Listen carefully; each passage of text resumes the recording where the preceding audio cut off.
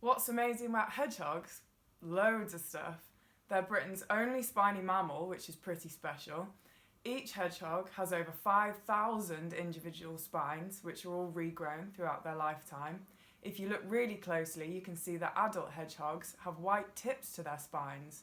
But what's even better is I've recently discovered a hedgehog in my garden and it makes me so excited. Hedgehogs are most active at night and don't have great eyesight, so they rely on smell and sound to hunt and use hedgerows and garden edges to find their way around. They can be really noisy feeders, snuffling around. Hedgehogs are carnivores, meaning they only eat meat, so they hunt worms, beetles, slugs and snails, all under the cover of darkness. If you're lucky enough to have more than one in your garden, you'll find they're very loud when they're getting to know each other. Well, spotting hedgehogs can be quite hard even if they do visit your garden. During the day, they're hidden away under piles of logs and leaves or sleeping under a shed. When I do see them, I'm always surprised by how fast they move. Each night, they travel between lots of different gardens, so they won't stay in your garden all the time. They sometimes travel as far as 2 kilometres a night looking for food. The first time I saw my hedgehog, I was sat out in the evening and I heard a snuffling sound. I thought it was a cat or a fox, but then turned around and there was a hedgehog. We now know where his nest is and we regularly hear him snuffling around. I think they like my garden because we have a big, dense hedge with lots of dead leaves underneath to make a den, as well as large corners we leave alone for nature. We also have holes in our fences linking to neighbours' gardens so they can easily forage in other gardens.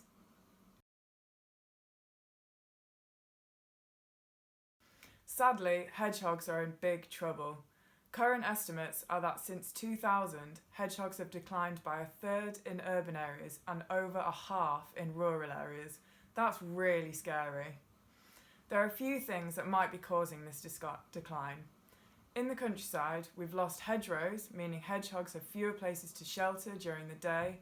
Pesticide use has also increased, which means there's much less food for hedgehogs. I saw hedgehogs a lot in my childhood, but much less now. It's why finding one in my garden is so special. In gardens, they do seem to be doing a bit better. Urban spaces might be their last refuge, but even these places are becoming less accessible. Tidier gardens mean there aren't the gaps between fences that there used to be, which hedgehogs used to travel around. More concrete and fewer scruffy wood piles means fewer places for hedgehogs to sleep, while short grass and the use of slug pellets means that there is much less food.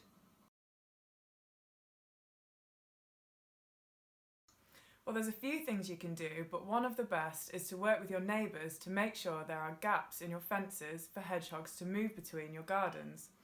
Also, leaving piles of leaves and logs will help hedgehogs in 2 ways. First, it's a great place for them to hide during the day or even hibernate through winter. Second, this is a fantastic habitat for insects and bugs that hedgehogs feed on, such as worms and beetles, a real hedgehog buffet. Having water in your garden is really good, as all animals need a drink. But if you do have a pond in your garden, it's important to make sure it has sloping sides so that if anything falls in, it can get out easily.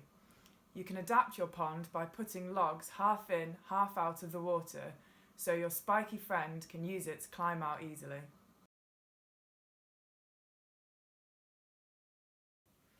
Hedgehogs need lots of different patches of good habitat to move between. That's why your garden is so important. Away from gardens, nature reserves are crucial, and Yorkshire Wildlife Trust look after more than 100 of these wild places.